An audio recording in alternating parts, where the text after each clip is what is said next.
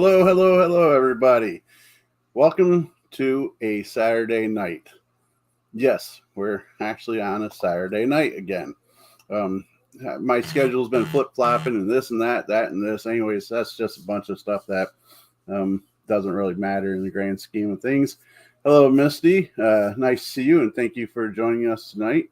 Um, so tonight we have Steve. I don't know if he prefers to be called Steve or Steven, but Steve Dobbs from Friends of the Other Side paranormal team. They are a UK based team, if I'm correct. I guess that's one thing that I didn't specify. And hello, Christine, and tell Xavier X hi from Grandpa Popa. So, anyways, thank you for joining us. I know I said that already, but my mind is already on vacation. Tonight, I start a week-long vacation, so let's see if I can keep my mind in the moment and not dreaming about sunny beaches and tropical drinks and all that. Hello, Christina.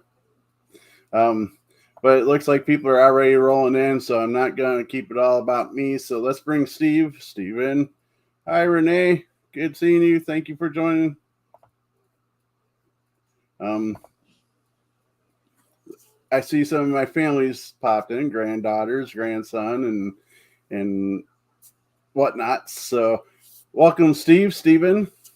Thank you. What would you like to prefer to be called? Steven. Okay.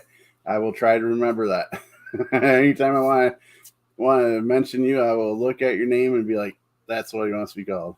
Oh, I see what it is. FOTO. I'm like, what's that stand for? And then I had to think, like I said, I'm already on vacation time. So, if you'll take a moment and introduce yourself. My name is Stephen Dobbs. I am lead investigator of Friends of the Other Side, based in Scotland. We've been active for about 2 years, maybe 3. But our YouTube channel, Paranormal Nights, has been around about a year. Nice round number there, huh? Yeah. Now, I'm going to sound really out of it because I want to make sure that I have this right. Scotland is part of the UK, right? Yes. Okay. I was 99.99% sure, but hey, sometimes. Yes, it's Scotland, England, Ireland, and Wales. Right. So the title is correct as far as geographical location. Nice. So forgive me tonight if I'm a little scatterbrained. Like I said, and you probably heard, I'm starting my week-long vacation, a staycation. I'm not doing nothing fun, just hanging out around the house, looking at videos that are on my hard drive for investigations and things like that, and working on the inner workings of YouTube and all that fun stuff. So, yeah, if you see me kind of drawing a deep breath and such, it's because I'm trying to figure out what the heck I want to say. So I thank you for coming on because I know it's kind of a little late there. It's just after 12:30 in the morning. But you mentioned that being part of a paranormal situation, you are used to being up. Oh yeah, I'm nocturnal. I mean, I was watching your Matt's broadcast at 3:00 in the morning. I'm sorry about that. That was quite the show. that show went a little bit off the rails, and just a little, and back for a second, and then way off again. Yes, I don't think Emmy and Squeaker should be left in a room. No, probably not. And believe it or not, she's going to be part of our new YouTube channel, which we're broadcasting on as well. P3 Entertainment is what it's called. Is the YouTube channel. And okay. And those that are watching, feel free to check it out and subscribe, and any other things that we're part of, subscribe. Make sure you go to Steven's channels as well. That's the Facebook page is the Friends of the Other Side. That's a group, right? Not a page. Yeah, it's a group. So make sure you find the group. And the YouTube, as you said, was Paranormal Nights. That's like night and day. Yeah, it's just youtube.com/paranormal nights. So make sure you go over and show some love to him and help him grow more like they deserve. Now, you said you're the lead investigator. Does that mean that you helped found the group, or did you join the group? No, I founded the group, Okay, nice. and it was just me. Okay, So, is it still um, good? no, when I decided to bring it to YouTube, which was January of 2020. So I bought all the equipment just in time for the world to go on lockdown. But I was speaking to a friend of mine who basically he was a skeptic, non-believer. But he said, I'm interested in photography, so why don't I just join you and be a cameraman? Nice. So he's my equipment tech, and he's my partner in this. You know, we're in it together. But yeah, he was skeptic for one investigation. That quick, huh? Yeah, we did one investigation at an old church. Oh, nice. And he's refused to go back to the church. But he's never said he's a skeptic since. Wow. Now, so the two of you is part of this team? It's me, Andy, and we have two others called Lynn and John. Lennon and John? Lynn and John, they are brothers, and brother and sister. Oh, okay. They're a bit of the older demographic. Well, I believe, when you mention the names, the first thing, and I'm sure it happens to a lot of people, is a John Lennon. Yeah.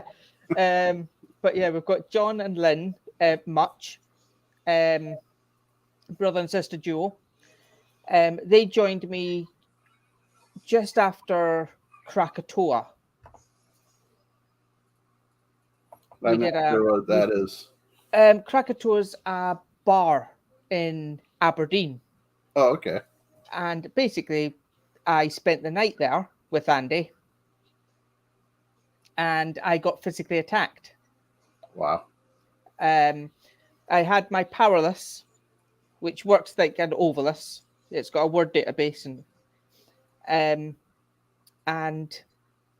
the word scratch came, and I was like, "Scratch? Who's getting scratched?" Right. And I was trying to. I was being a little antagonizing. I was like, "Come on, you said you were going to scratch, so come on and scratch." And you can watch in the video where I'm like halfway through the word scratch, and I stop because I feel this burning sensation in the back of my neck. Oh no. And I'm like, "Andy, come here." And I pull my top down, and he's like, "Yeah, you're scratched." So I have this scratch down the back of my neck. So, what's the title of that video for people to find? Paranormal Nights Krakatoa. Paranormal Nights. Excuse me. Paranormal Nights Krakatoa. Cracker Tour. Krakatoa, like the volcano that erupted. Okay.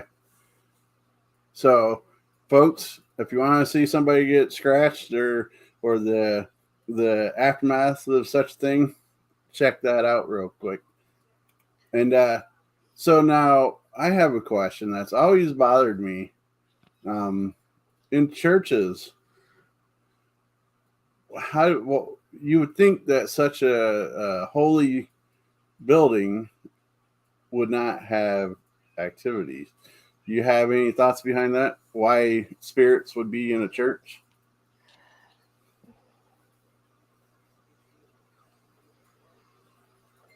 Well, I mean, using that logic, then why would there be spirits in a graveyard? Because it's consecrated land. Fair enough. Fair enough. So, I mean, Now, I know over here on the state side, anyways, and I imagine it's probably worldwide, that if a church is no longer in use for services, they desanctify them. I can see those being that way, but I never connected like cemeteries as in. So yeah, that's an interesting thought as well. that's I've always wondered. I've thought about that myself, but like when it comes to my paranormal investigations, I've got two boxes. I've got a divine protection box, Okay, which has holy water, crucifixes, all of which have been blessed by the Catholic Church. nice. And then I've got my spiritual protection. These are my crystals and amulets. Because I can't, nobody can be in this field and say, I believe in demonic entities, but I don't believe in God. They go They hand in shouldn't hand. be able to. I have met one person that feels that way, but yes, I see what you're saying. I'm under the same opinion. One Yeah. goes with the other, but Yes. I'm not a religious person. I used to be. I'm baptized Roman Catholic, okay.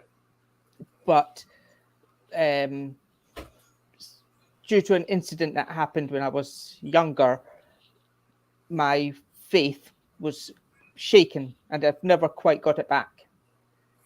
But I'm not ignorant enough to turn around and say, no, there's no such thing. Well, we definitely have our own paths to walk in this world and religion and whatnot. That's for sure. So you're just going down the path you're meant to be going. Um, Now, with that being said, did you go to the Catholic Church yourself to get these items Yes. blessed and such? Now, how did that conversation go? Well, that's That's what I I figured. phoned up the Catholic Church and I basically explained I'm a paranormal investigator. I'm going to Mhm, be going into these places, and this is what I'm looking for. mhm. I have this stuff. Will you bless them and give me some holy water? And they were like, well, we don't really condone that. Am I wrong? And they went, well, come in. I think it was a Tuesday. They went, come in on Tuesday and we'll have a conversation and see what we can do. Okay. And it was basically like a 20-minute conversation of you shouldn't be doing this, a 2-second conversation of, well, we're not going to leave you unprotected, so here's the blessed stuff. You know? I was about to ask. You would think that they would want to protect you as much as they can, Yeah. knowing, but then I can see where a conversation like that could go very easily. Where they could have just downright told you to leave, and, and you're practicing Satanism and such, because Yes. that's accused in our field quite a bit. Um, so being into this field for a little bit now, what would you say to those that are just starting out that run into that situation where they're being accused of Satanism, dark practices, and blah blah blah? Um, how would you say? What sage advice would you give them? Well, I mean, don't give up, but start small. You Mm, know, um, there's equipment that's worth 500 quid. you can get something similar for 20 to 30 quid. Mm-hmm. Start with the cheap stuff. You know, if you've got people, you know, I've had messages from people saying you're messing with forces that you don't understand, and you know, you're too inexperienced, and it's like, well, even if I am too inexperienced, which I don't think I am, How do you get your experience yeah, outside of? how do you know, the only way to get the experience is to go out there and do it. Very true. And if you're trying to get your own protection, keep trying. If one church says no, go to another. Go to another, go to another, go to another. I mean, I must have tried about 5 churches here, and only the Catholic Church said yes. Now, thinking along those lines, as well as going to other churches, maybe look into other teams and ask them if they've been able to obtain such items, and if so, how. So Yeah. maybe you could capitalize off their legwork a little bit. Well, I mean, the P3 program. Hmm. One of the reasons I joined the P3 program is, well, I'm a supporter of Para Unity, but more importantly, I know there are people out there who are more experienced, who have more reach, more reputation. Hmm. You know, they can get places that I can't. True. True. So that, you know, I'm always up for learning. I'm always up for tagging. Like, if another group in Scotland turned around and says, let's collaborate and we can go to this jail, or this, you know, if there was an abandoned jail, like, oh, let's do this place, Right. and they can get in, and, you know, brilliant. They've been there several times, so it's easy for them to get in, whereas yourself would be a little bit of a challenge. Well, like I said, I've been around for a couple of years. Mm. YouTube has only been going for about a year. So yes, trying to get my reputation up to the point where I can go to a place and say, I'm Stephen Dobbs of Friends of the Other Side, and them going, ah, yes. And me going, I want to do an investigation. Ah, not a problem. You know, at the minute, it's I'm Stephen Dobbs of Friends of the Other Side. And what's that? Oh, it's a paranormal group. Right, right. Yeah, locally here we do okay now. I wouldn't say we're well known, but there's 2 teams in the Warren, Pennsylvania area that are semi-known, and and we get kind of mixed up. Not the name of our group, but their vehicles and such get mixed up with our team because they drove around with a white van. I'll say, well, I'm this group and we do this. Oh, you're the ones that drive around with that van. No, that's not us. That's the other team. And I've gotten to the point where like one person was very, very vocal and like forceful. I know that's your van. That's, yep, you're right. I'm sorry. But so yeah. But yeah, we're blessed that we're able to get into a few spots because people are aware of who we are now locally. Yeah, well, word of mouth is the best. I mean, there's places that I'm trying to get to now that I've only just learned about because they're not on any website, they're not in any book. It's just word of mouth. Right, right. And now I'm curious on the difference between our locations. Do you find that there's more receptiveness, more openness between the teams there, or do you find that it's kind of a little sometimes? Um, there's some receptive. I mean, there's a group called Paranormal Scotland, Okay. and they got into Stirling Jail.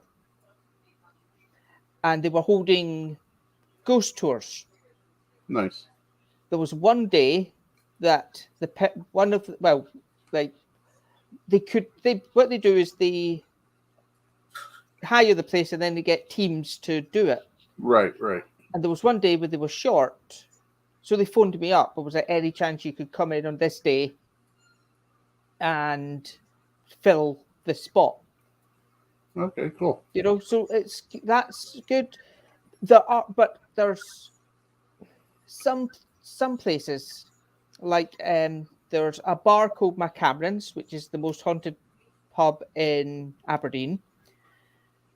The Robert Gordon Highlander Museum. I believe I've heard of that place. The Gordon Highlanders Museum. Those places I've been trying to get into, but they're very reluctant to let me do it because a team in the past have come in and caused problems. Oh no. A team's gone in and, like with my Camerons, they never got anything, so slated the place and called it a fake haunting.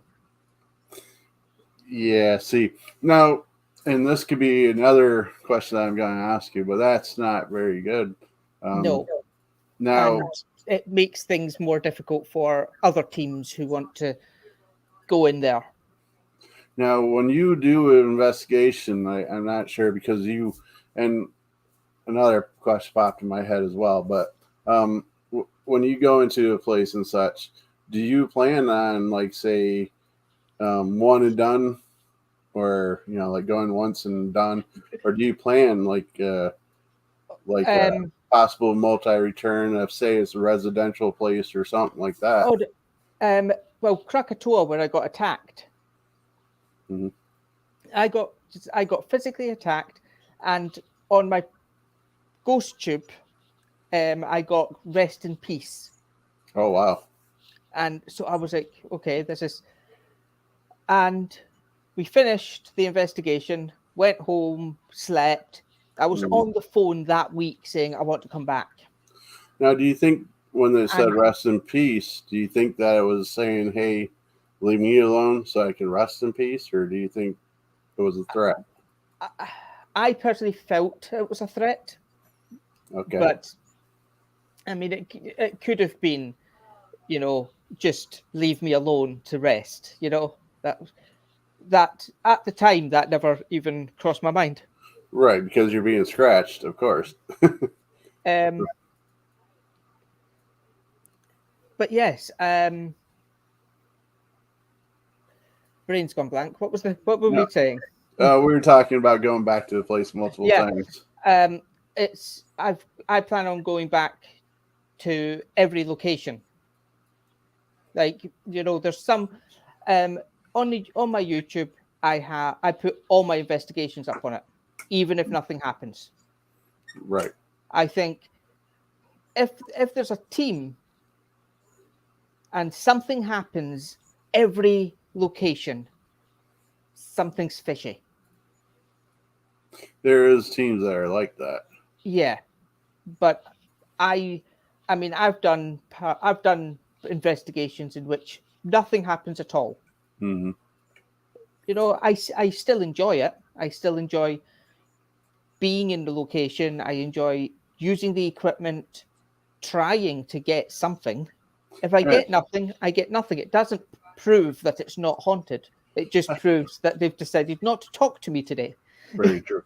And I feel most time, if there's something that's not paranormal related, you're still learning, like with how to use the equipment better, different setups, different locations. So you're still learning. Yeah, well, I mean, again, the Krakatoa investigation, I learned that my walkie-talkies interact with my REM pod.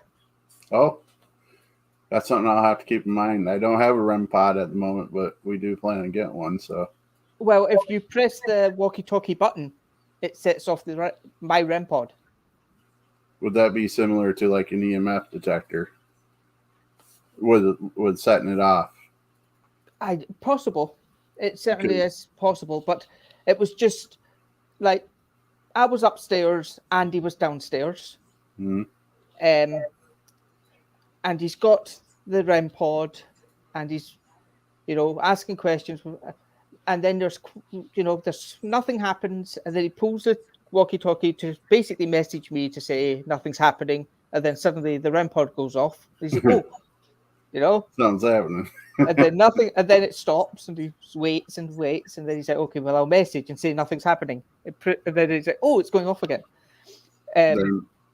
But yeah, so I went down, I looked at the REM pod, I looked at the footage, and I thought, nah, this is. So I went up, pressed the thing, and it went off, stopped, pressed it. So I debunked the thing going off. Nice. That's the majority of my job is debunking what I see and what I hear, and if something happens, my first priority is to make it not paranormal. Take away the obvious until it becomes, that's how we approach it. If you approach it to make it paranormal, you're going to overlook so much, and people will call you out on it. Eventually, you might get lucky for a few times, but yeah, eventually, these folks that watch these shows and such, and are part of especially now that it's become more widespread, a lot of these people are right on top of well, no, it was this, no, it was that, and they know if you're purposely faking or if you're, you happen to think this is what's going on and you truly felt that's the way it is. They're forgiving of that, but they're not as forgiving if they can see you like tapping something and say off camera, oh my God, do you hear that? Yeah. Well, I mean, I sent you like a 10-second clip of my last investigation. You did? I did. Today? Yep. Oh. Maybe I just felt that buzz not too long ago. I will have to find that. Oh, I see. Would you like me to try to share it on here? If you want. So we'll just keep talking till I could get that up and going. I put up an ad basically asking if anybody wanted a residential investigation. Yeah. Hello, PDX. Emmy. Hello. But yes, it was because, a lot of people, I've had a lot of people message saying, oh, I would love that, but, I can't afford it. I can't fork out for that. I can't. But what they do, they don't ask me, oh, how much is it? Because it's free. I don't, why would I charge? Right. Well, so they need to take the time to say to me, oh, how much is it going to set me back? Well, it's going to set you back about 12 hours sleep. It's what it's going to set you back. Right. Yeah, and we get asked ourselves, and we're under the thought of people are going through enough stuff through the what they believe is paranormal and such. They don't need to come out of pocket to get that resolved. I mean, Christine, the person who messaged me asking me to check out her house, she'd been dealing with stuff for 27 years. Oh wow, that's a long time. Yeah, she's had like psychics in who have told her she had a portal. They say they've said you've got a portal at this door frame, which is where my camera's pointed at in the video I sent you. But yeah, we got some interest. I got a good EVP. I got this footage I sent you. Some reason it's not loading up. It's probably on my end. Don't think it's on. Every time I'm saying it is just saying this content's not available. That's odd. Is it on your face? Is it on your Facebook at all? Yeah. It's under. Uh, yeah, Friends of the Other Side. Yep. We'll try this route. So now with you mentioned that you were starting to get equipment and such with the at the start of the pandemic. Then all of a sudden you ended up the the pandemic happened. So how did you and your team deal with that? Just we had to be patient. There was nothing else to do. We can't. We didn't want to go out and break curfew Yeah, for no reason. right. Which video out of these would it be? Wait a Oh, minute. those are photos. So, Okay, that's am I on the right page?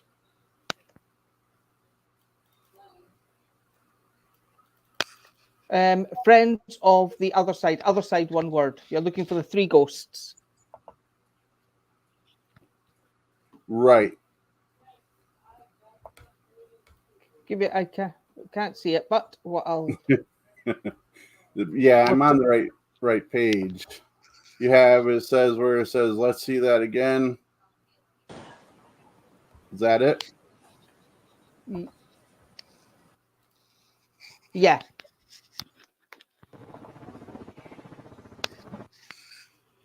Let's see. Get that to replay.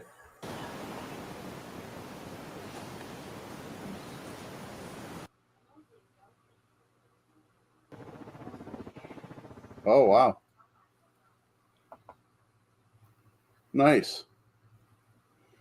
I don't know if anybody caught that, but But so that was caught up with a stationary camera. yeah, I've got.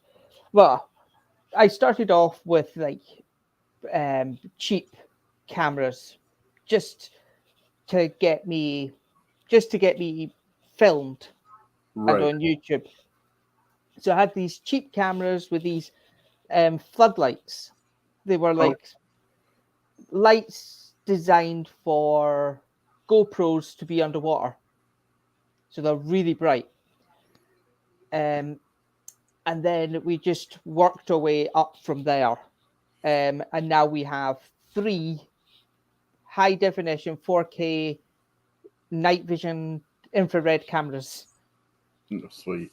Now see, I picked up a couple of handheld along the same line as those through Walmart for around Yeah. $150 U.S. currency, and they do pretty well. So it's not like it used to be what I'd say 10 years ago, where night vision anything was thousands of dollars. Oh no. No, I mean, in the UK, if you check Amazon, you can probably find a decent, semi decent night vision camera for about 70 quid, which is about $90. Nice. Yeah, that's what I'm saying. It's not. That's through Walmart. The camera that I have is through Walmart.com. It's very functional. It has um, decent lighting and such. And I bought this little flood IR light for $18 from Amazon, and it slides right onto that camera as if I've it's got almost made for it. I've got three of them. Yeah.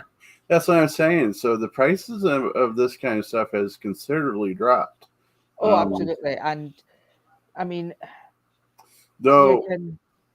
what I recommend to those that are just dabbling and thinking about getting into this and hasn't really gotten more than too many thoughts about it is just use your phone.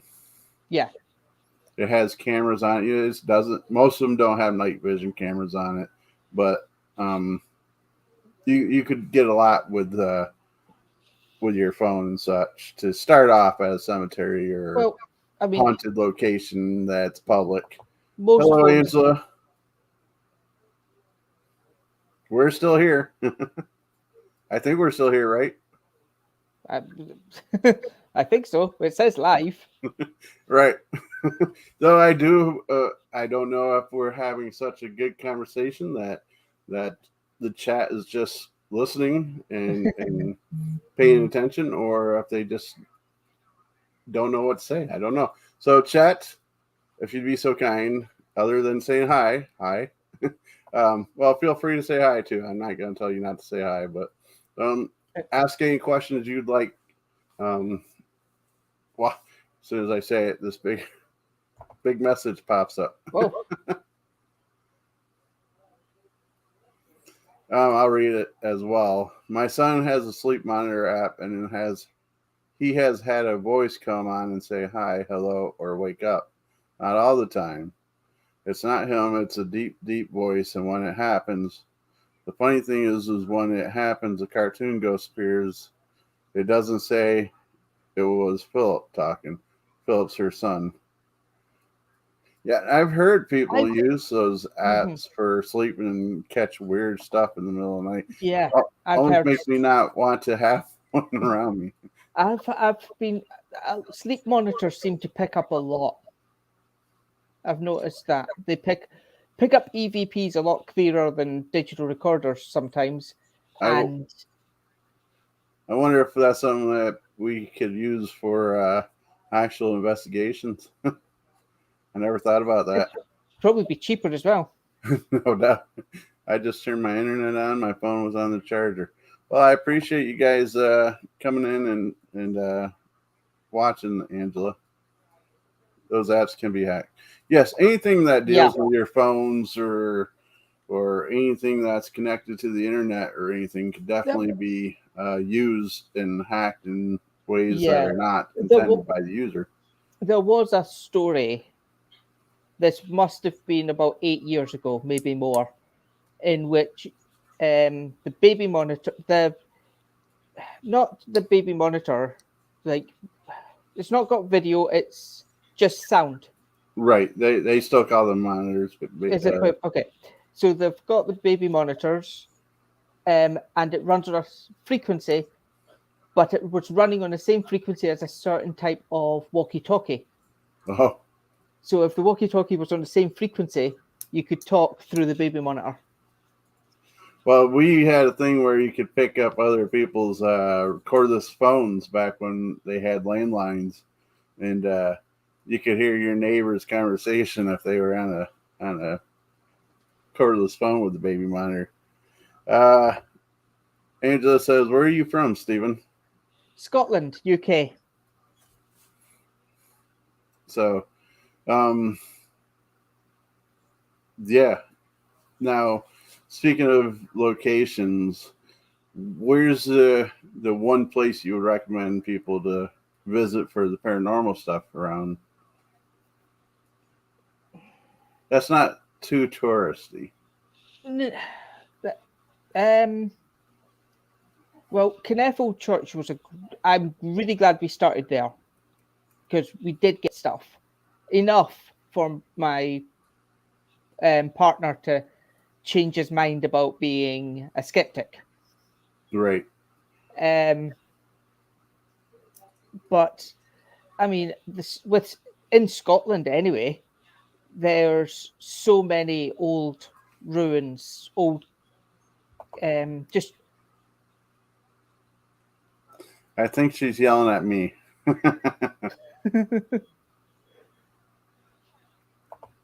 He's just saying what he wants. Yeah. You know, I'm on vacation, so if I get lazy with a word or add an extra letter, so be it. But yes, there's so many ruins and historical locations. It would, I mean, like in America, there's plenty Civil War. Of course, people think of like Gettysburg and exactly, but we've got Culloden. You know, the Battle of Culloden.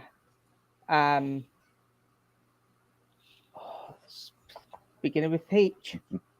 She's just showing up. um, But yeah, and that's why I was saying places that are not such a tourist trap. Because like if you came over here, I could of course take you to Gettysburg, which is a couple hours away. well, Or I could take you to a place where my car was possessed. You know, and I had to actually have it blessed. Cleansed by a priest. So what would you rather do? You know, so. But we've got a castle called Slains Castle. It's old ruin now, but it's supposed to be where Bram Stoker got his idea for Dracula. Have you been there? I've been there, but not as an investigator. Now, is that like public parks where they keep close eye on it? No, it's open 24/7. So I do plan on going. Just wait till the warmer weather comes in. Oh, definitely.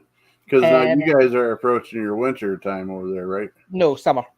Oh, you guys are along the same line as us then. Yeah. Okay. We're coming up our summer holidays. So. Right. Yeah, I know in certain parts of the world, where Australia, I believe, is starting to head towards their colder months, where we're heading towards our warmer months. Although, let's be honest, Australia's colder months are pretty much my warmer months. Yeah. So, well, it gets pretty chilly here. I mean, we get temperatures of -10. yeah, see, you're talking Fahrenheit. Yeah. I'd It'd be like -40 Celsius. Oh, bloody hell! Okay. It's it gets so cold here that it's too cold to snow. Well, apparently, if it's like colder than like -2, it's too cold to snow. Right, I'm sure. I don't know exact. We get the coldest it gets here is about -10 Celsius, I would say. Yeah, that's like 18 here above. I don't know what the conversion is, but yeah, it gets pretty chilly, that's for sure. And those nights, I don't want to be outside investigating. Ever hear a banshee, or is that Irish? No, I've never heard of banshee, but I've heard the legend. I don't think banshees. I think banshees is just. I don't think it's isolated to Ireland. I think that's a British thing. But no, I've never heard one. Which is probably a good thing, because the tales are, if you do hear them, somebody you know or yourself is going to perish, right? Angela says it takes just a bit longer for Scotland's summer to begin than ours. June will be warmer over there. And Banshee is both. Yes, you guys have some interesting things over there on your side of the world, like banshees and wraiths and things like that. I mean, Bram Stoker's Castle and Castle. Anyways. But yeah, we have got the leprechauns, fairies. The Fae, yeah. Yeah. Well, we have stories of those here as well. I think that not so much leprechauns, only on the 17th of March. But. Yes, but no, I think if you sit down and look at every cryptid and myth in the world and every country, yeah, Celtic, yeah, fairies. Yeah. Well, see, now I was told that. And I don't mean to talk over you. I'm sorry. No, go on. But I was told that like Bigfoot's not a big thing over there. No. Whereas over here, it's like about a half hour from here, roughly, There's a big Bigfoot convention gonna be going on in the next The week thing or two, is that in America, you've got 1,000-acre forests. which And you we just guys don't don't have have. that here. Jinx, you owe her a Coke, Steven. Yeah, I was told that geographically you guys don't have that space. There you go. Um, like here, I was speaking with somebody over in England not too long ago, and they say that they just don't. They're she's amazed that we have the buildings that are just empty over here, and that's not. They need the space in England, so they tear it down and rebuild if there's anything empty. Yeah.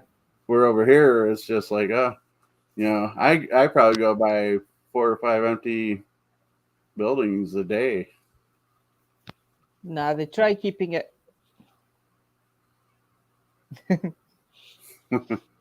um, but yes, I was saying, yeah, if if a building's empty for longer than a year or so, it tends to get destroyed, Mm. and then rebuilt into houses or something ridiculous. Which is But good. I mean, why leave empty space if you don't have to? But like, I'm sure you understand that we have the oil industry over here and these hills and such, and there's actual camps out here in the oil camps and such out here in these woods, like 15, 20 cabins just sitting there, abandoned. well, they did think they had found like a prehistoric man in Britain, but it just turned out to be Boris Johnson. oh, that. I'm sure he would appreciate hearing that. That's like in Alaska. They found a guy all in ice, and they're in the paper. I believe it was in Wasilla, Alaska, going on about how they found this must be a caveman or older. They're going on about finding this body in ice and thinking that it's older. So they slowly thought it out, and he's wearing like Converse sneakers and a pilot jack and all that. They're like, we seem to make a mistake here. Yeah. Well, I mean, either that or it's. A time traveler. I was going to say, yeah. Angela says Scotland has the high cliffs, the drop off into the ocean, lighthouses, places like that should be haunted, right? Yeah. There's a lighthouse here. And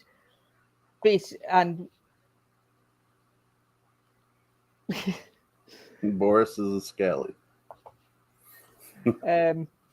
there's a lighthouse here, and there was 3 lighthouse keepers keeping an eye on the lighthouse, and they disappeared. No sign. And there was never a sign there. Just, and if it had been one, you could say, oh well, he might have slipped, he might have fallen, he might have. But the fact that all 3 of them disappeared, right? That tends to lead to be some kind of mystery. And John says creepy. Yes. I wouldn't want to be a lighthouse person there, though. I would. There's lighthouses here, like where I stay. There's a lighthouse, not only a lighthouse, but a lighthouse museum. Oh, okay. But there's older lighthouses. There's a lighthouse I'm planning on looking into at St. Fergus, and next to that is a graveyard, which it's got a newer section, but the older section is really old, and a lot of pirates are buried there. I don't know if we have any graveyards with pirates here. I'm sure we do, but I never thought of them. we were three tending. We're all three tending together at the same time. The lighthouse Um, keepers. they were Or, supposed to do. They were supposed to do rotations. So one person for a certain number, then swap with somebody else for a certain number, swap with somebody else for a certain number. So they shouldn't have been in one place at the same time. maybe they were visited by a UFO or something. That's just being a little cheeky, but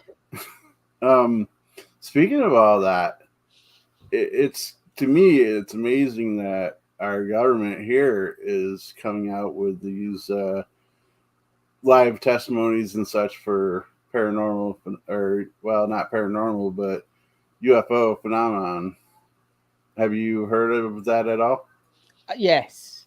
Um, I mean, even right from a kid, when people said to me, "Oh, do you believe in aliens? Do you believe in UFOs?" It's that in the trillions of billions of planets in our universe, there we can't be the only life. Very That's, I mean, that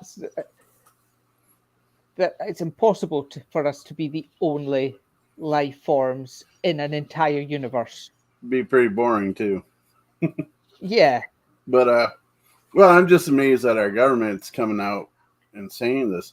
And Well, what really amazes me even more is if this would have been the '80s, it would have been all over, yeah. headlines I and think I think basically what they're doing is trying to desensitize us. I think what they're doing is they're giving us a little piece of information and then a little bit of information and a little bit of information and a little bit more and it's going to keep going like that so that when they turn around and go, oh, by the way, aliens exist and here's one, we're going to go, just all right, yeah. okay. Well, they've Yeah, been doing it with we movies. kind of suspected.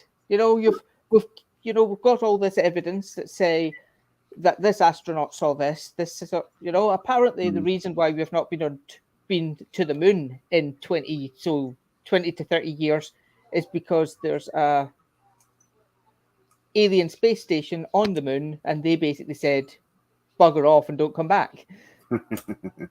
Yeah, well, we're too vain not to go back, so I don't know if I feel that. uh, Well, I can see the human race being like, yeah, okay, we'll go back for a while. We'll go back to Earth, but we will be back. the minute we think we're armed enough, we'll come back.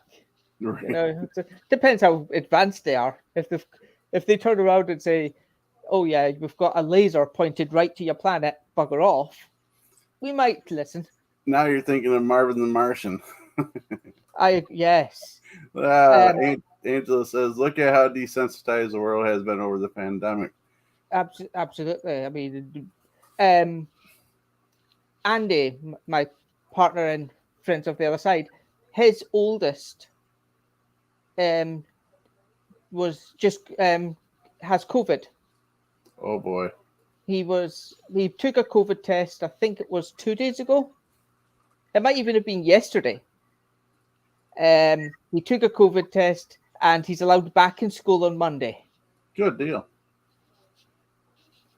Well, I'm happy that he's not down and out and I've seen him on video. He's fine. Nice.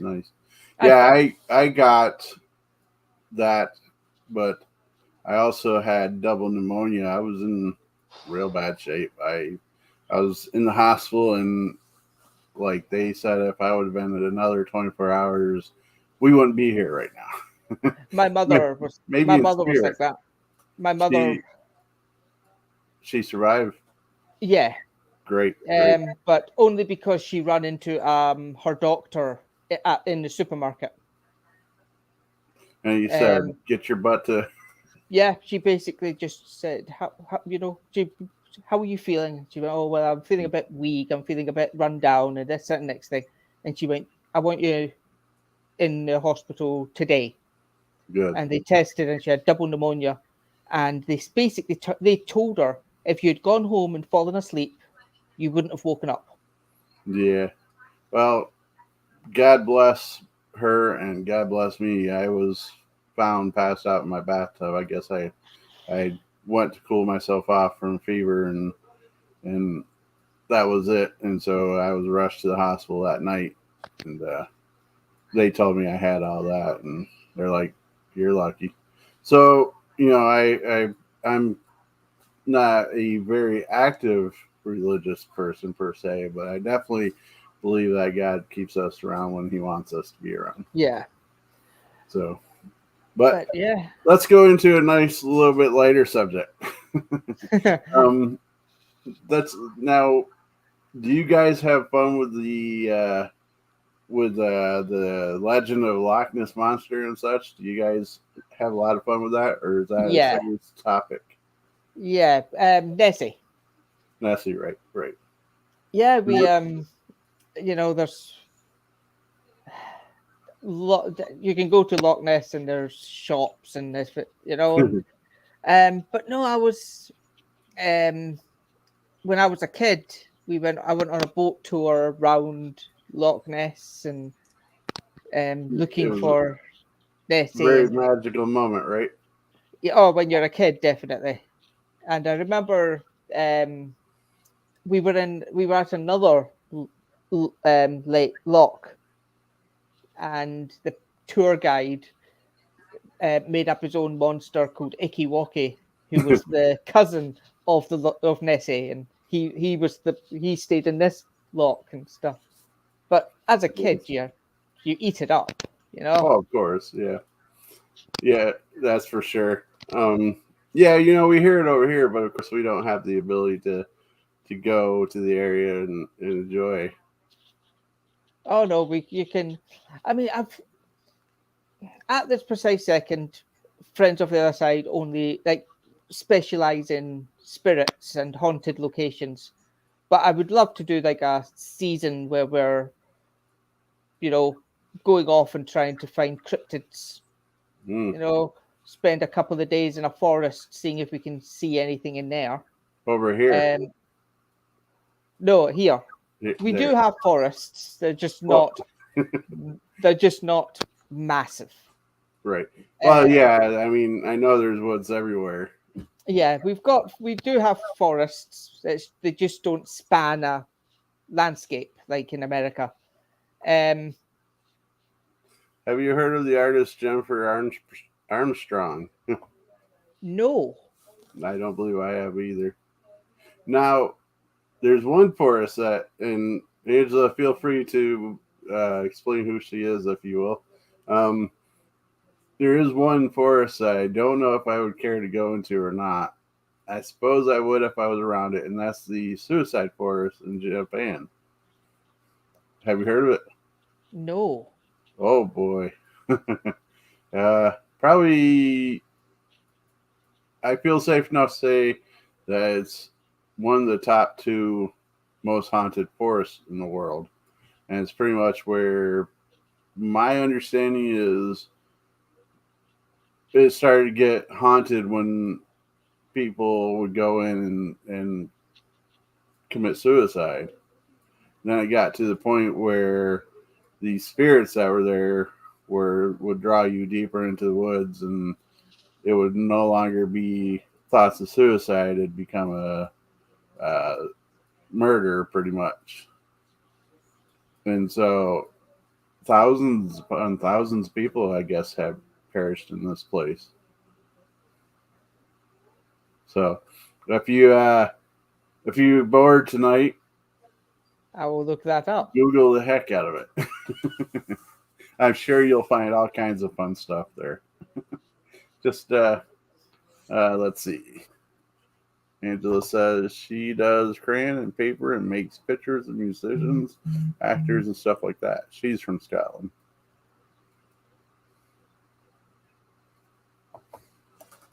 Doesn't ring a bell for myself.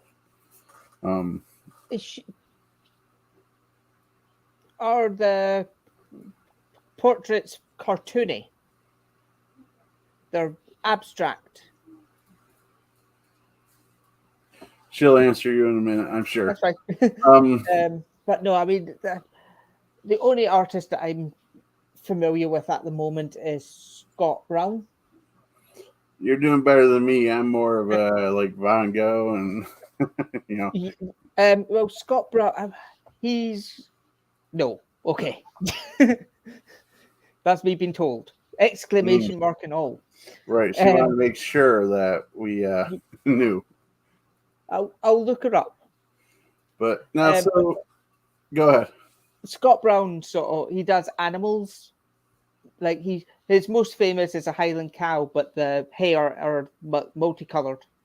It's like a rainbow. That's Yeah, those are real shaggy, right? Like our buffalo. yeah. So, nice, neat. I might have to look into that. What's the one place when you think of the states that you're jealous is over here and you're not able to access pretty easy? Oh, there's so many. I mean, none at the top that just says, "Oh my God, if I could be there tomorrow, I would be." Bobby Mackey's. Oh, okay. The demon portal. The portal to hell. You're right. I want to see that portal. I want to examine the heck out of it. But yeah, I mean, the thing about America is you've got so many abandoned houses, abandoned buildings, abandoned, just I feel like if we were in America, we could have an investigation almost every day. Because there'd be so much. If you had a little money and time, there. Sure. She says, look up Jennifer Armstrong. She's from Glasgow. So am I. So, well, you might know her. In Glasgow. You might know her personally. So, but yeah, Bobby Mackey's. It wasn't that maybe this past summer, if not this past summer, the one before that. I was actually about 15 minutes away from it, and I didn't have the time to go and check it out. Can you believe that? But then again, I don't know if they would have been open because it was like right in the middle of all the things being closed down. Yeah. But I had to take this trip. I had to go to Tennessee, and you know, there was a few things I had to travel for, and which really bummed me out because I tried to go to the factory for Jim Beam whiskey. They were closed. I tried to go for Jack Daniels. They were closed. I tried to go to Waverly Hills. They were closed. Well, Andy, my partner doing this, he likes Jack Daniels. So he would have probably had fun visiting that. He likes Jack Daniels to the point where his oldest kid is called Jack, and his middle kid is called Daniel. That's a little deeper dedication than I would for a product. He wanted to call his youngest No Ice. No, on the rock. Call him Rocky. But Jack Daniel with no ice. There you go. That's a lot of dedication. I enjoy the drink, but not quite to that degree. I like Old Granddad and some whiskeys. It says the real Amityville isn't that far from here. That's true. Now Angela is in the same city as I am. Well, I'm a couple minutes outside the city in a little place called Tiddy Ute. I like to joke around and say my biggest YouTube competition is the goat down the road. Otherwise, I'm Tiddy Ute's biggest YouTuber. But yeah, Amityville Horror. Yeah, absolutely. The Amityville House. I mean, it's just so many. I mean, the Wardens. Look, right. There's so many iconic locations in America that I would just love to be able to come and look at. I've been in contact with the new owners of the Conjuring House and working on trying to do an investigation in there. So Pay attention to that. As a matter of fact, what I'm willing to do for you, because you're a guest on the show, is maybe I'll pull you on like this if we're there, and I'll let you kind of be part of a live situation. How's that sound? That sounds great. I would definitely be up for that. That's if it ever works out. Yeah. If I'm not there, I can't do it for you. But yeah, I'd be happy to have you come, for a few minutes and maybe ask some questions for the spirit box or something. And I have another person that I promised from England. She said that she would come on some of my investigations. I'm sure I would bring her on as well. So I'll have to start charging people. What? From England? Are you sure? Am I sure? Are you sure? It's not Liz, is it? Who? No. Liz. No, I don't. I was going to say she's very Scottish. No, she's definitely from UK, England. And forgive me, my thought is not very good on the name at the moment. That's why I keep saying I had another guest on. But let's see if I can find the name real quick as we continue chatting. Yeah, not a problem. So you would go and go to what's the place you said? Bobby Mackey's. Bobby Mackey's. There's no other place that you would. Oh yeah, I mean, like I said, the Amityville. There's so many places in America that I would just. And if she's watching, and I don't mean to interrupt you, if she watches or catches this in the replay, especially if she makes it to this point in time, I'm sorry, Claire. Your name was there. It was in my head. It just wasn't coming for her. She is known as Clairvoyant Clifford. Okay. Have you heard of her? No. Lovely lady. Very, very entertaining. If you get a chance, find her on Facebook. I am sure you guys will have a blast talking with each other. Lovely. Lovely, lovely, lovely. I can't see your second name, Stephen. And Eloise Sanitarium. She's good. She is good. I'm embarrassed that the name wasn't coming to my mind so quickly. Everybody's starting to sing her praises. Claire is a sweetheart. She is a wonderful person. That she was on the show twice now, and both times was a blast. Speaking of which, are you up for another night? Or are you trying to send that to the chat? Yeah. You failed. I did. I could tell that the second I sent it, I knew I failed. You sent it to me. I know. You could just say it's Stephen Dobbs. I'm not sure why she can't see the full name. No. But it's Dobbs, Dobbs. Like Dobby. Oh, don't start. I want to find that woman and slap her.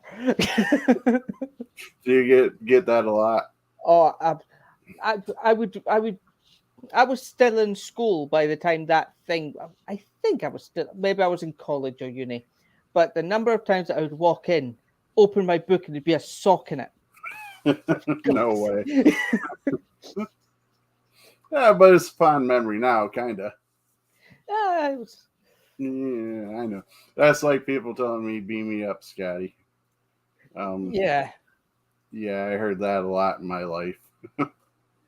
But so you up for another round of this show another time? Yes, and, absolutely. You know that your teammates are welcome to be part of this as well, right? Well, I asked Andy, but he's working at 7:00 in the morning, so he couldn't do it. And my only issue with Lynn and John is they haven't actually been in anything yet. You know, Oh, I keep trying to get them into stuff, but as in investigations, or you mean social media? anything. Oh, it doesn't necessarily have to be about investigations you've been on this show. As you could tell, I ask about Loch Ness and banshees, Yeah, and but so no, I would definitely wish that I could, like, once I've done a few more ghostly spirits investigation, paranormal investigations, I might do like a season of cryptids and see what I can get from there. now what would it take to have you guys come to the East Coast? Ooh. Finances, time off, and all Yeah, that fun stuff. it's just it would be the problem is getting everything to line up. Having the Mhm. finances and the time off and Well, the it's equipment side, I'm sure the equipment could be handled on our side of things. If you ever make your way over here, you could use ours, or if you're down by the consultant, which is only a couple hours for me, maybe a P3 day sometime where we could work it out. yeah, that would be great. It's Um, just but yeah, carrying my equipment around is a nightmare. yeah, yeah. But yeah, Are they up to 4 shots now? they are. I've had my two and my booster, but I've not had the fourth. Hmm. So I feel like things are starting to wind down a little bit. I don't know if that's me personally. So if you have more to share, I'm happy to have the time here. My mind is just starting to decompress from the day, and I'm starting to relax. So, Yeah. um, Give me a second. sure, not a problem. I'm hoping everybody is enjoying your night. Feel free to ask questions when he comes back. We'll be happy to share. Wow, you like just pop back in. It was like magic. Did you like teleport from one spot to the other? Yep. It's, Over in the States, fourth should be available. Right, right. So yeah, this pandemic really threw a lot for teams. Like we got to the point where we couldn't do nothing for over a year and a half. We didn't have the extreme lockdowns like you guys had, but there was a lot of people, and I don't blame them in the slightest bit, that just didn't want strangers and such going into their homes. So, um, you said yeah. no, the UK. So you said you get threw you guys for a loop as well. Yeah. I mean, we had basically don't it was basically don't leave the house. If you do leave the house, make sure they got your hazard gear on. It was And it was for work oh or like well grocery stores or something. we had basically everything was shut unless it was deemed essential. Mm-hmm. So supermarkets were deemed essential. Um, like We had that to some degree here. Like restaurants like McDonald's was closed and things like that. Now, see, I was deemed essential, so I had to work through it. I was a city bus driver, and so people had to get around to some degree. Which yes, I'll be honest with you, I was a little nervous. People getting on the bus, and it's like, okay. But a lot of hand sanitizer, a lot of oh hand sanitizer, and even still to this day on our breaks they sanitize the bus and such. yeah. I mean, I was well 2 weeks ago. 3 weeks ago, I got quite ill. Hmm. Like a really bad cough, cold or whatever, and I don't get ill. So You know, you had I can go flights. years without anything at all, but because of this pandemic and everything being sanitized, you know, our immune systems are just shot. Right, right. You know that they're going on about COVID this, COVID that, but if they hadn't sanitized everything and locked us away, we'd have an immune Nat- system that could natural deal with immunity. it. National immunity for sure. Yeah, if anything, we're now more at risk I'm than we sure the were if we had tickets. just stayed out, in my opinion. Right. She's referring like we take tickets for rides. You know, you pay and get a discount, and transfers. We hand a slip out for one run to the other run, and so yeah, we're not only are we touching them, the people are touching them and handing them to the other bus driver. And sorry about that.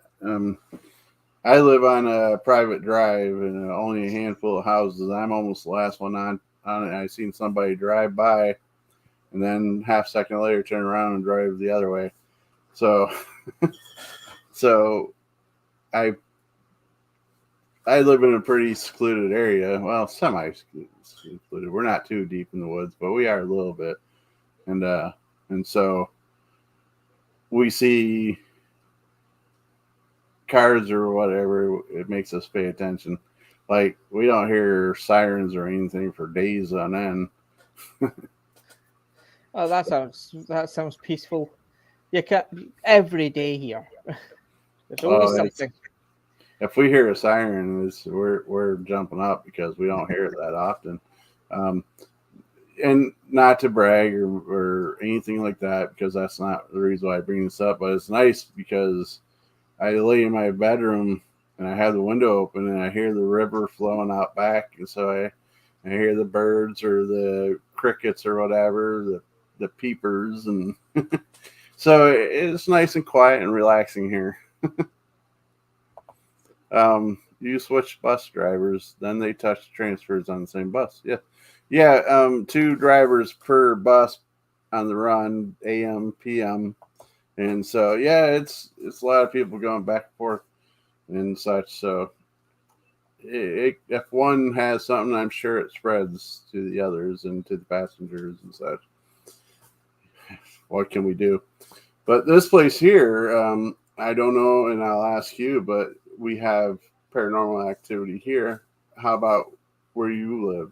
Do you have anything like that going on, or have you lived in a house that was haunted?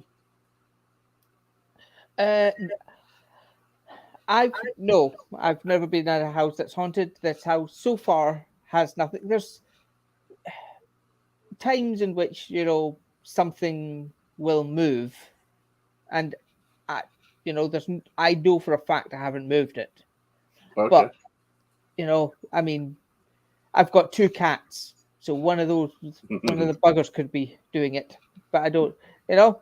Um, Wouldn't do something like that. but Andy, I believe a spirit followed Andy home.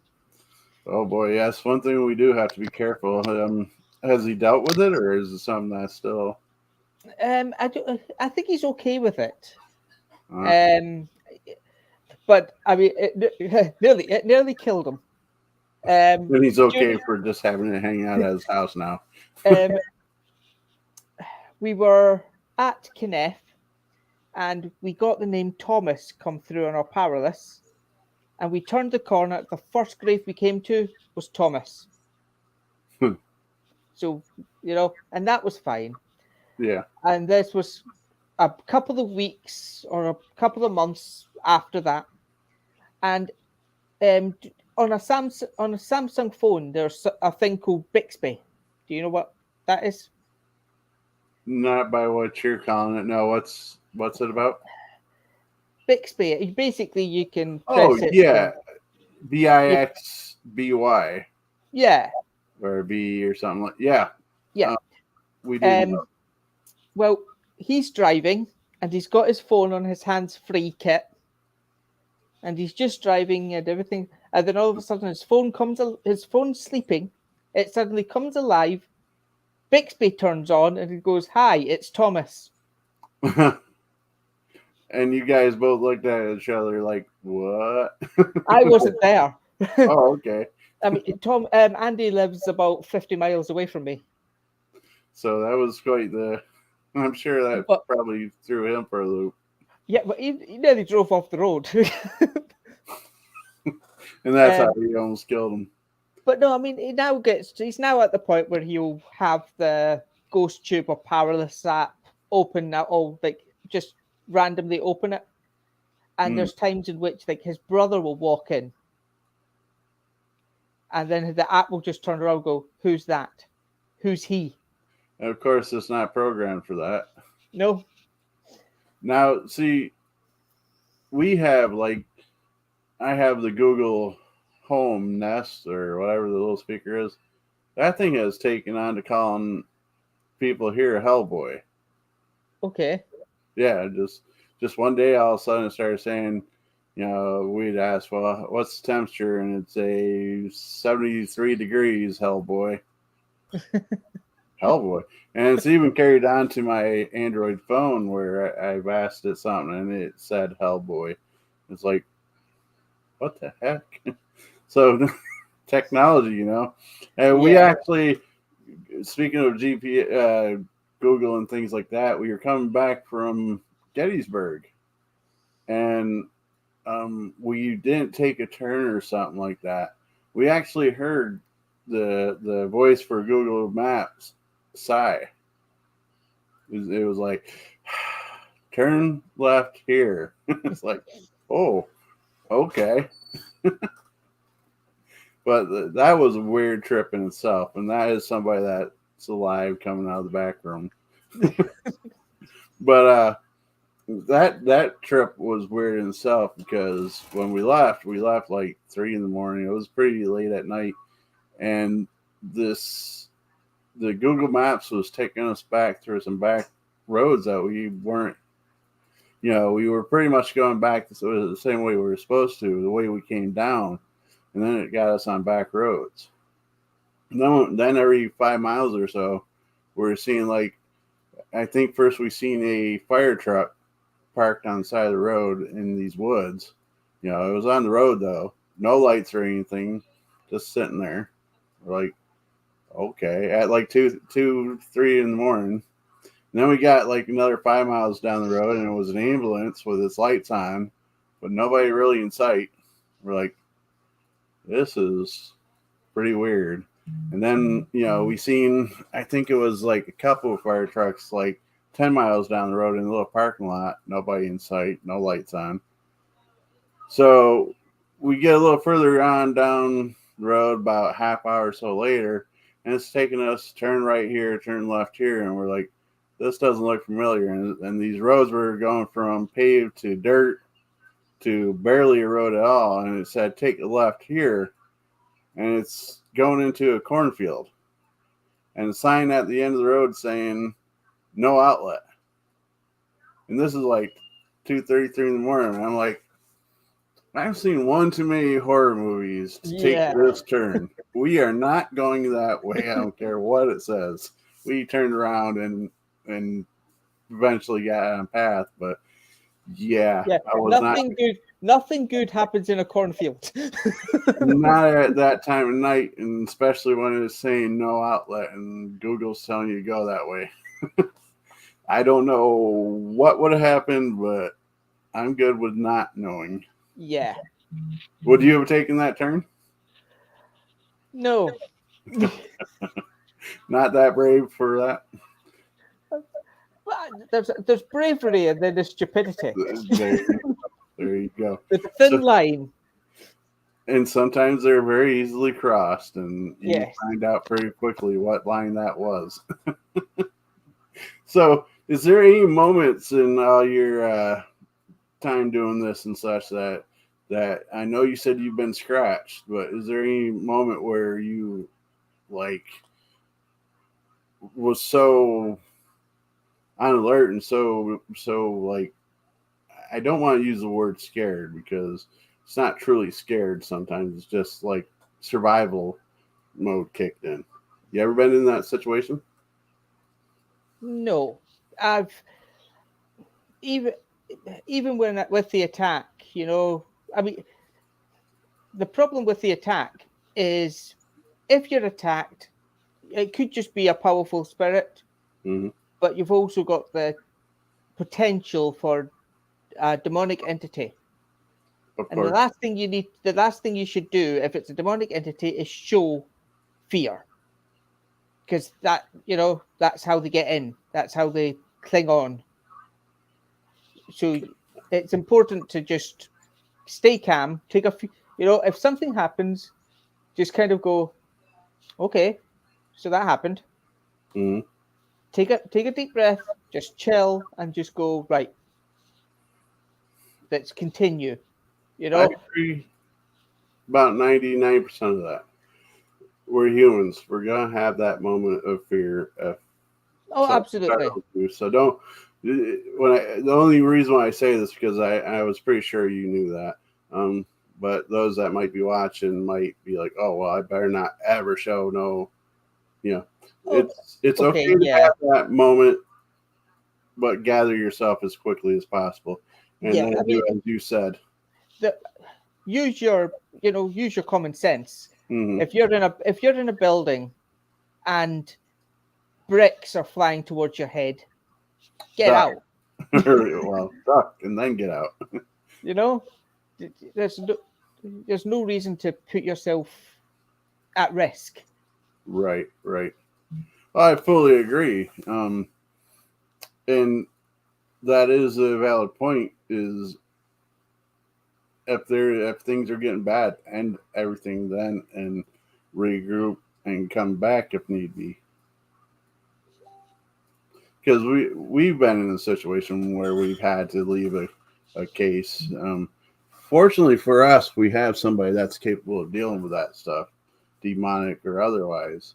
So we're I don't know how we got so lucky, but we are very lucky to have that ability. So in a situation like that, we would just step away and call him up and say, "Hey, this is your territory now." And the plus note is he's not just exclusive to our team. We use him and he's part of our team, but he is also willing to help out others as well. And that's wonderful because there's not enough people out there like that are willing to help in when it comes to demonics and things like that. So, you good? Yep. Okay. Um, but But wait, nope, gone. but so and you can watch some of my previous shows with him. Dale Haight is Dr. Dale Haight. He's been on the show several times. All kinds of wonderful stuff to just listen to his shows. You'll enjoy. Um, he he brings a nice spin on the whole religious paranormal aspect of things, where the Catholic Church will help you like they did with you, but Yeah, it's very structured situations. It's very time consuming. It's very where Dale he's able to go right in within reason and help out. yeah.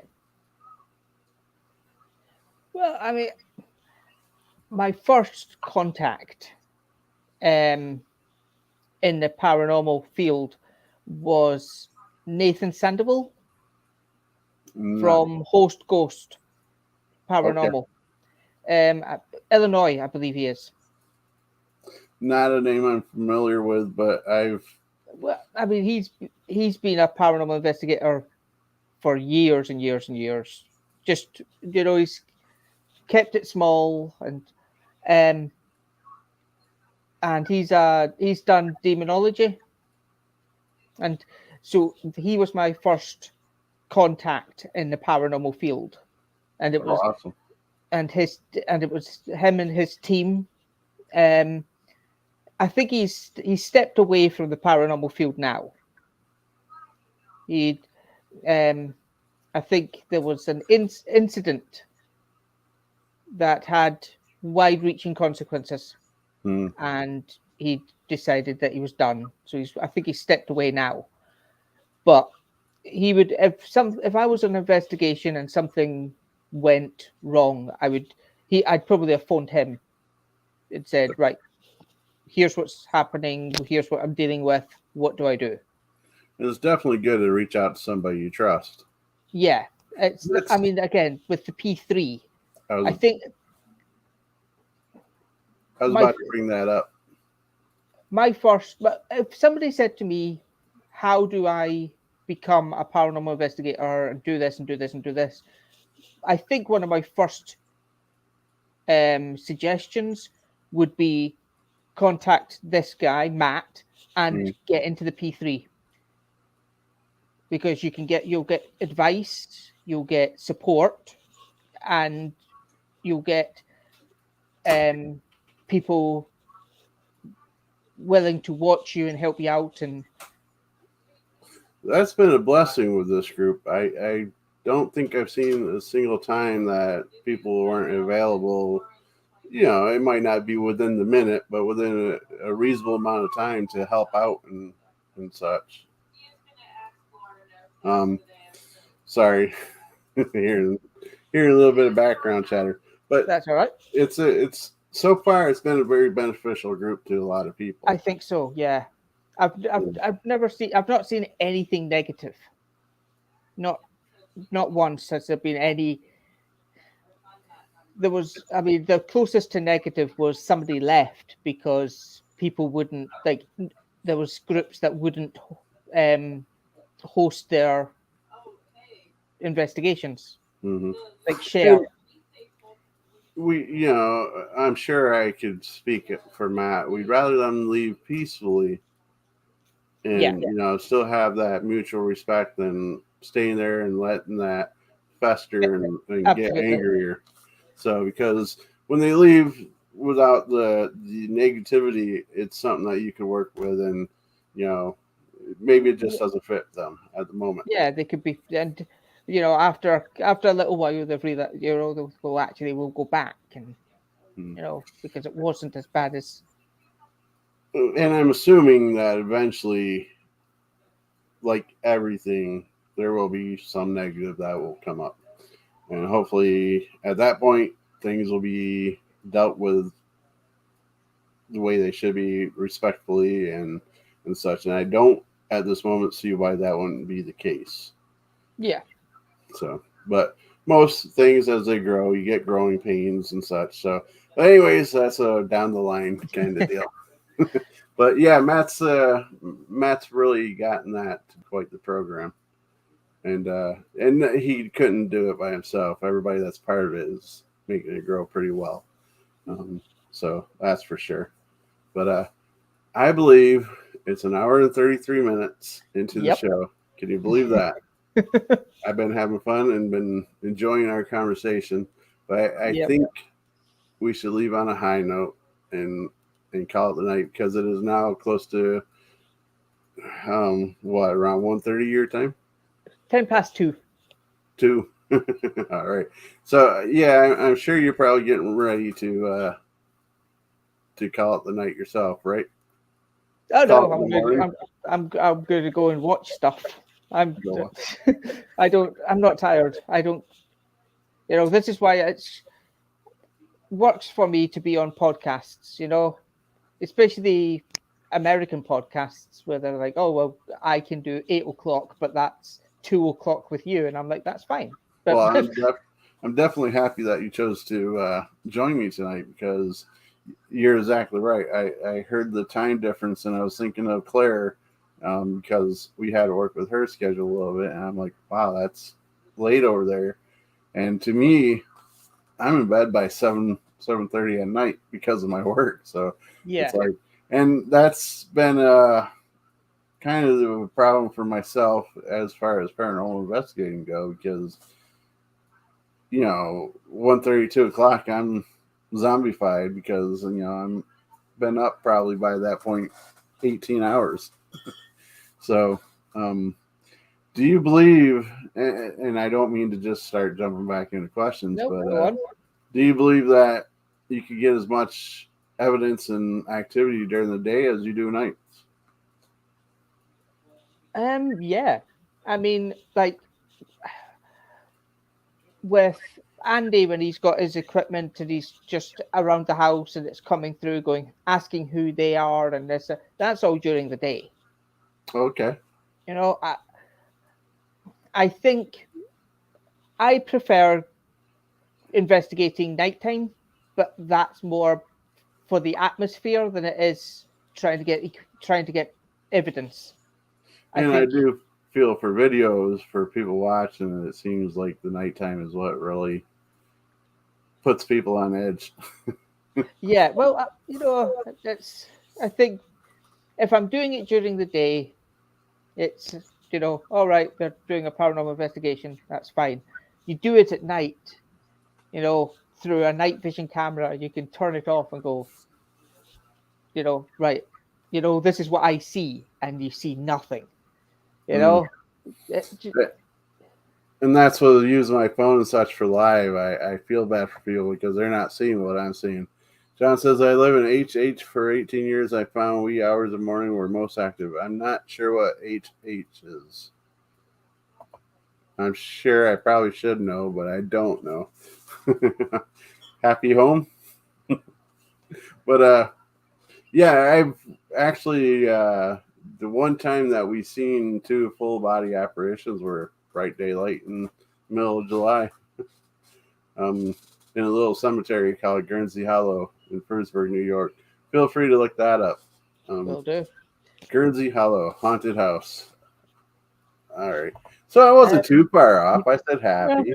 But no, the apparition that I showed you that manifested in my video, I believe if the time code was right, that happened at just after 3.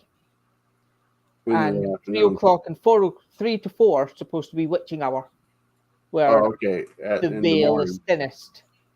Yeah, that's what they say. I don't know if I truly feel that's the case or not. I don't know. I mean, with the veil and everything, I would say that's more of a spiritual Wiccan sort of belief. But I mean, it's or again like our minds are trained to think that when we're it comes more to open. religion, I'm not going to turn around and say I don't believe. Just like with Wiccans and spirituals, I can't turn around and say, "Well, I don't believe." Right. There's too much in the world to say this is true and this is not. Now, do you deal with a lot of druidism over there?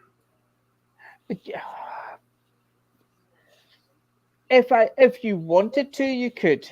They keep to themselves. Right. I understand, but I mean, do you like ever run across to the point where you're researching something paranormal and that stuff pops up a lot over there? No, not as much as you'd think. I mean, there are druids, and I mean, especially in the Orkney Isles, there's actually an island that has druids in it, and that's it. Their own little, for lack of a better word on my end, their little own commune almost. Community. Yeah. Now there's a little community not too far from me, not druids, probably about 2 hours now in New York, called Lilydale, and it's a little village town of say maybe 80 homes, and they're all psychics and spiritualists, and it's their own little community, and they let people come in for their churches, and I don't know what their religion is called, but they let them come in and learn and practice and so forth. Do you believe in such things as psychics and such? Yeah. Yes. Again, you can't pick and choose which part of the paranormal you believe in. You have, you can't come into this profession with a closed mind. You shouldn't.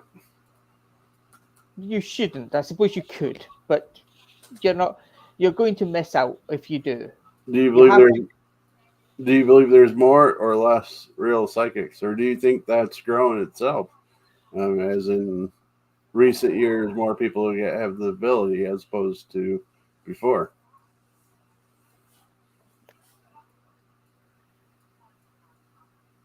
I don't know. I mean, it Never could much. be. It could be that people now know what it is, so they're more willing to come out and say, Hmm. "I'm psychic." But as before, you were just mentally ill.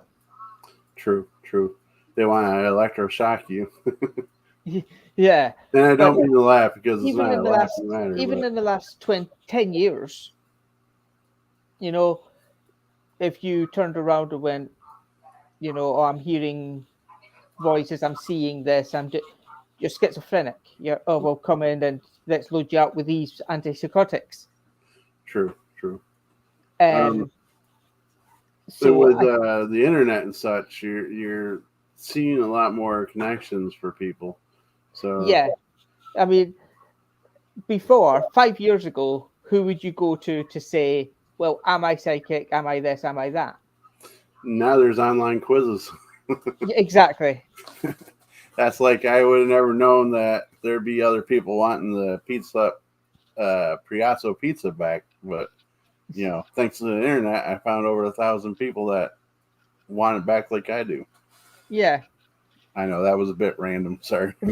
but no, I mean, I had a psychic that turned to me and told me that I'm empathic. They said that I've got empathic abilities, just latent, and I need to work on it. And are But you? to a degree, I'm working on it. But I'm not wanting to, just because in my videos and up to this point, if anybody said to me, "Oh, do you have a gift?" No, I don't. I'm Mm, just a paranormal investigator, and I can't speak to spirits. I can't do this. I can't do that until I have all my equipment. right, right. Which, fair enough. I'm the same as a lot of other paranormal investigators. I have had people message me telling me that I have no right to be a paranormal investigator if I don't have an ability. Hmm, that's interesting. I've actually had that message saying, basically, there's I shouldn't be a paranormal investigator if I'm not psychic, Hmm, and that they were going to start their own group with all psychics, and and God bless them.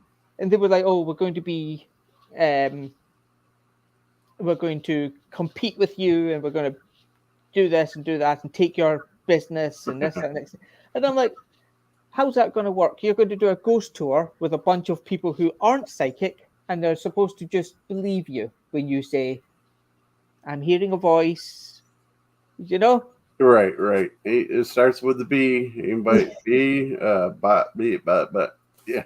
Yeah, And I don't mean to make fun of them, but well, I mean, the problem is that you get the people like Derek Acora who have been called out. mm, You get, yes, there are. I'm 100% sure there are genuine psychics, oh, I met one or two, but but and there are loads of people who are just wanting the um, recognition of, oh, I'm a psychic, and for just a small price of £500, I will put you in. mhm. five I've hundred dollars, I will put you in touch with the other side. I don't know how many people I've met that said they were psychics. Well, I say, if somebody finds out what, I do the investigations and such, and I swear to God that the first thing out of 90% of their mouths are, oh, well, I have abilities. And, it's like, I listen to them. I mean, Oh yeah, you listen, but take it with a. and I believe you're correct, John. Claire is very talented and a lovely woman, that's for sure. I'll have to have her back on again if she's willing. Um, she, I have several people still asking me after 2 shows, hey, when she's gonna come back on?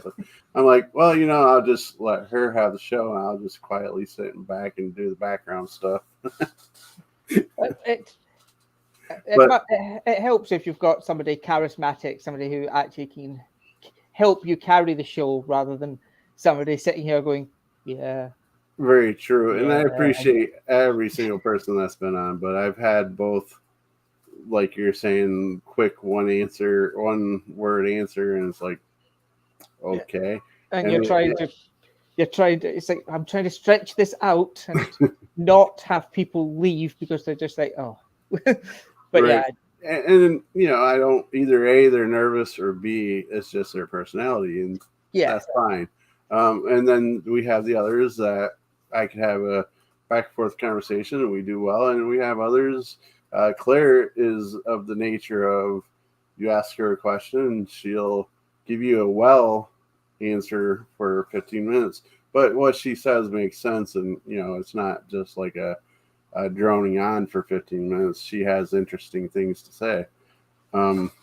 Now, unfortunately for us, and I still miss her to this day, our one member, Ursula, we never brought her out into um, investigations as she had the abilities and gifts, but she was very gifted for sure.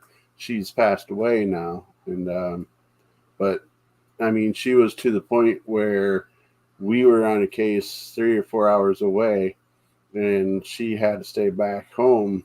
And she's sending us text messages about, well, you have the camera here, move it over here, and do this because this is going on. Finally, we went out on the porch thinking she was able to come after all, and she was nowhere in sight. She was still several hours back home. So, and other things, she's done other things that proved, but she was one of the few that I would say I had no doubt that she Yeah. had abilities. I mean, I don't want to be skeptic, but Right, at the same time, until you can prove. right. And that's kind of where I'm at on things like that. I mean, if somebody turned to me, messaged me on Facebook and went, "I'm a psychic," Okay. I would turn around and go, "Oh, that's great news. Why don't you join us on an investigation? Why don't you come with us and do this and do this and do that?" You know? Right, And right. if after a, a, an investigation or 2 or 3, it's You like, know. if you're going to know Mm, they're good. If they turn around and actually make sense, brilliant. If they don't, and let's put this out there because I'm sure with our conversation, I feel safe in saying that, as we are definitely not putting anybody down that believe they have the abilities. oh no, A lot of great people out there that has want to have it, but they're still great people. They just don't have the ability. yeah, Um, but that doesn't mean that they can't make great investigators or anything no. either. I mean, I'm not psychic. I'm not. I don't. I can't see I'm what. like a rock myself. I don't see things that other people can't see. Mm, I can't do anything that everybody else can't do. right, right. I hear you. Um, so if you don't have any abilities, that what does it matter? I've at no point during my shows have I said, "Oh, I've got an ability. I can see this. I can do this. I can do." But in the last 6 months, I believe I'm at 14,000 views. Wow, that's pretty good. So, if you want to get into the paranormal, get into the paranormal. There's never been a better time to get into the paranormal than there is now. I agree, because look at how much, even still to this day, that the Warrens are going through. Their name's been dragged through the mud in several situations. Even now, you have people coming out saying they faked all the Conjuring house, and their stories are fake, and I'm pretty sure that there's going to be people coming out saying, "Oh, that footage that you showed is doctored." Oh yes, like one of our videos was one of the few times that we put an orb out as an actual spiritual paranormal, as opposed to bug, dust, or whatever. Yep. And because to us it had an intelligent flight path, and it just seemed like it was more paranormal than natural. And so we put this 10-second clip out there, nothing major, and said, this is what we feel is, but we're not saying 100%. But anyways, people accused us of using CGI, and this was like 10 years ago. We're like, if we could do CGI, I don't think we'd have a little white dot floating around. We'd have, dancing skeleton or something. Yeah, exactly. But no, you're always going to have people turning around saying, "Oh no, it's not this, it's not this." It's like during my investigation into Kenneth, I've got my phone, I've got my EMF meter on it's a church, so it's got where you put your Bible and whatever. Yeah. Can't think what it's called right this second. The pew. But yeah, that's it. So you've got the pulpit.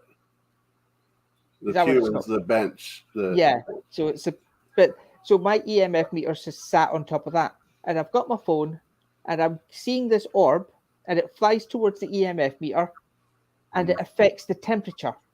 Oh, okay. And then another orb comes, and it affects the temperature. Two orbs fly into the EMF meter, and it goes down by 1.1 degree. Definitely, I would put that out there as evidence.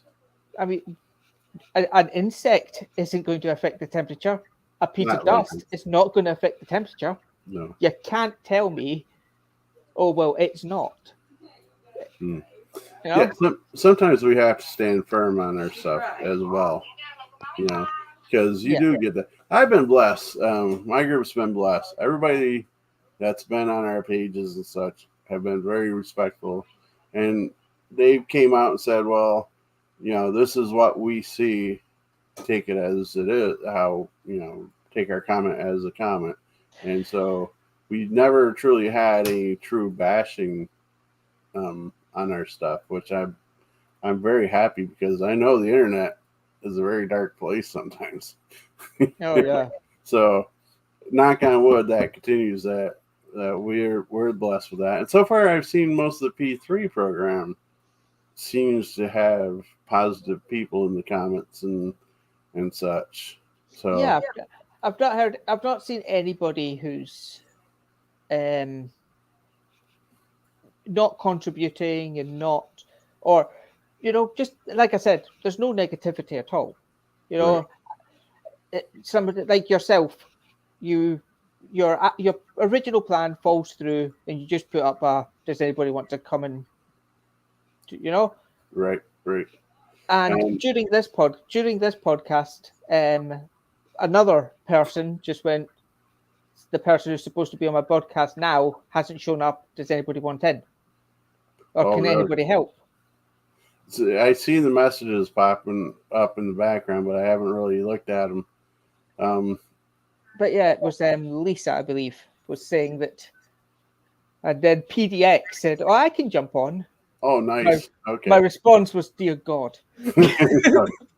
Emmy is a treat. I I haven't known her long, but yeah, she's a hoot.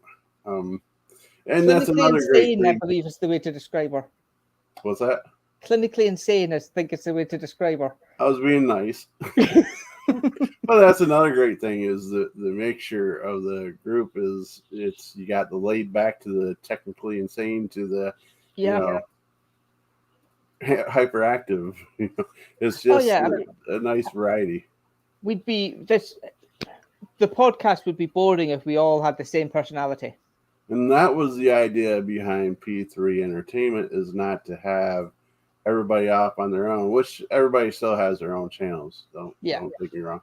But have like a roof over the head of everybody or several people where we could go and watch one channel and get a variety, as opposed to you go to my channel, you see my stuff, they go to your channel, they see your stuff, then search for another channel, So that's the idea behind the YouTube P3 Entertainment.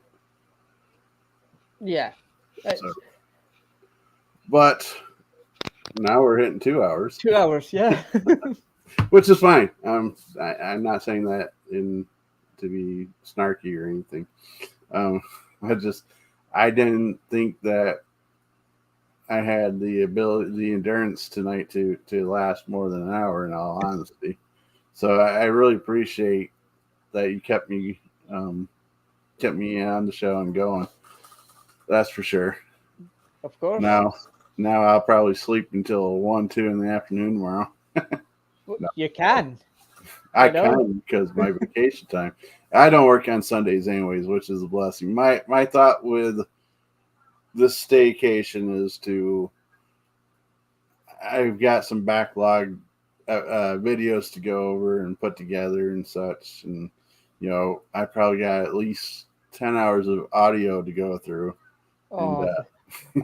Yes. I mean, with the Christine house, I had the camcorder on me, so that I think that was about 9 hours of footage. Yes.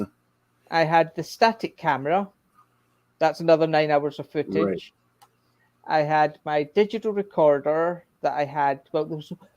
I had one digital recorder, and I did a 6-minute. I charge everything fully before I go to my investigations.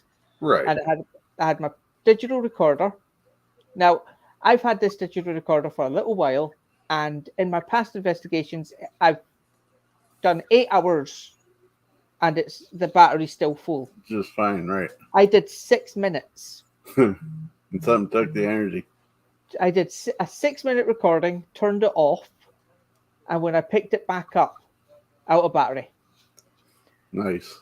Well, I know it's not nice because you want to use it, but well, I've got spare. I've got 3 digital recorders just in case. But you're saying digital recorders, but recently I picked up some things, and those that watch my show kind of regular, seen these before, but like I'm going through evidence review on. Are you old enough to know what this is? Is that a cassette tape? Right. I am old enough to know cassettes, yes. I actually picked up some... I'm in the generation that used to watch the charts and pause it and record and pause it and record. I'm older than mixtape. Well, Walmart's have started selling video cassette recorders, tape recorders. Yep. Like the old big box style for people would use for dictation and such. Walmart's selling them again. Okay. Cassette tapes. So I picked up a couple of those and some cassette tapes for the analog EVPs. And then I broke out my Walkman from forever ago to listen. It's not Bluetooth enabled. No, that's an idea. So you could probably get, I don't know how prevalent Walmarts are there. I mean, here you throw a rock down the road and you hit one. But you could probably go online if you don't have one within reason for you. The brand name is ONNN or something like that. OONN or something along those lines. Yeah, On my I'm going to look into that because that's actually having a digital recorder and a analog. tape recorder might be that would be although that just increases my number of audio that I have to go through. You're welcome. But You can go to yard sales and pick yourself up a Walkman, so that way you can. with the Christine investigation, and Andy couldn't make it. Andy was working, so I had Christine's grandson as the cameraman. So when I got home, I had to go through all of the footage on my Right. own. Usually, if Andy's there, what I'll do is I'll split it in half and send him half, and I'll deal with half. How often do you get unflattering shots with the cameras that you have to cut out so it doesn't make viewing of the public? Oh, quite a bit. I mean, if you watch my videos, there are jumps. I know there's been a few times where like either I'm not sure where the camera's at or I'm so caught up in the moment and I drop something or other and there I go. There's my bum right there in the camera. It's like, yeah, I'll cut that out real quick. It's my reaction to it's just, I'm doing stuff and then my EMF goes off and then I'll look at it and go, it's like, why am I making that face? Cut. Cut, gone. No doubt. Some dancing moves I've decided to put. Having fun with those, sitting back watching the cameras live, as things are going, just start breaking out a dance. Yeah, most of those get thrown out too. maybe we shouldn't throw them out. Maybe we should have blooper reels or something. Well, the Kenneth one, at the very end has a blooper thing. I was thinking about doing it for every single film, every single one, but it was, sometimes something funny doesn't happen. But no, this was my first YouTube investigation, and I'm sitting in the car doing the opening. It's like, hello, my name is Stephen. You're watching Paranormal Nights. Today, we're on our way to Montrose in Kenneth to investigate an old church. And I have nothing else to say. Because my brain went blank. It's always, and before you hit the record, you got so much in your mind going. Oh, yeah. You know exactly what you want to say. Until you're recording. I don't know how many little clips I've gotten rid of, like tune in tonight, watch Stephen Dobbs and so forth and so forth. And I know exactly. And then, I'm thinking 30-second reel or whatever. And not a problem. And it's like, yeah, I swear to God, I lose all ability to speak correctly. But no, it's got to the point where I can, when I've done so many YouTube now that I just do it in like one take and then another, it's like, so I get like half an hour of footage. Do you do more live or more recorded than live? Yeah, most of mine are recorded. See, now mine used to be that way, and I was very comfortable recording because I knew I could edit it out. Yeah. And then I would do it now, and then I'd be like really nervous live. Now I found it's the opposite, where like live, I'm like, yeah, okay, I'm going with the flow, everything's good. Recorded stuff now I'm stumbling through. It's kind of funny. Excuse me but it's kind of funny because you would think it would be okay, but no, I've grown accustomed to this and not so much the other. I mean, there's been like before my Krakatoa. Before my Krakatoa investigation, we went live, just to say we're at Krakatoa. We've got time. We had a bit of time before it closed, so that we could, because we were waiting for it to close before we went in. Right. So we basically just did like a Q&A outside, right? Does anybody have any questions? We're here. This is what we're doing. But even before we went in during the live, Andy was reporting that he was getting punched in the stomach. Oh boy! That's before we even started. So you guys knew you were in for an intense night. Yeah, and he said that he was getting punched, but it felt like somebody was sticking a cattle prod in his stomach. It was like he was getting punched, but it was like electricity. Did you ask him how he knew what that would feel like? The cattle prod. No, I didn't, but I get what he was meaning. There's a static sort of electricity feeling to the punches. I got that, but yes, I should have asked him. That's no, we as humans, we know we kind of piece together what people when they say that what they mean. But I do that once in a while. Somebody will be like, "It's like this," or "It tastes like," and it's like, how would you know that? Oh well, but well, my friend, I think it is 9:45 here, so that's what 2:45 there. Yep. So I think this is a good night to good night and sweet dreams. This is a good time, I think, to let you go, and we'll definitely set up for a part 2. You're welcome to Anytime. be solo, or you're welcome to bring on others if it works out. If you tell me roughly, like, if it's going to be next month or 2 months or even next week or whatever, if you give me an idea of when you want me on, I'll find when Andy and my group are More available. See when we're all available. Well, I appreciate you jumping on such short notice, and we'll definitely make it more of a scheduled event as opposed to, hey, I'm in need here. Does anybody got a little time? So, and I really appreciate you jumping on for that. My thought was if the person that was going to be on wasn't able to make it, I was just going to go and try to do a live cemetery or something. Well, Mother Nature said, no, let's throw rain into the mix. And, I tend not to engage too much when it's really downpouring or such. Well, I mean, I've been out, Tory Battery. That was a bad film. That was a bad one because I went in with older equipment and the wind, you get more wind than you do my voice.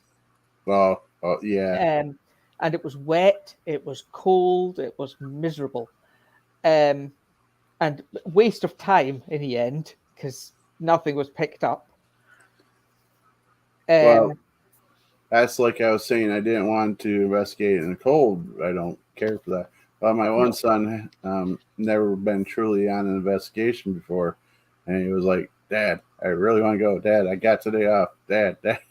And the weather when it was set up was supposed to be halfway decent, like 40 Fahrenheit, 40 degrees, and not too bad. Well, all of a sudden we got a snowstorm and all that. And well, we still went out, set up the equipment and such. And yeah, like you're saying, I'm seeing like a bunch of snow and we're trying to get something out of it. I don't think we got much. I'm still have to go through that video as well. Yeah. But, I don't think we got much. That's when I started buying like the HD cams and stuff because they come with external mics with the foam around it. Right. So does that help? Yeah. Even when it's windy, it picks me up. Nice. Because I can increase the decibels by 20. And that makes quite the difference. Yeah. Nice. But, more of a shotgun mic, so. Yeah, that's something I probably should start looking into is better audio stuff for the equipment and not just using the built-in stuff. Did you freeze up on me? Did I? Or you stood very still for a minute and you did a very good mannequin impression. No, sorry, I got a message. It was just No, you're good. Well, my friend, let's call it night. yes. Thank And you for I having will. me.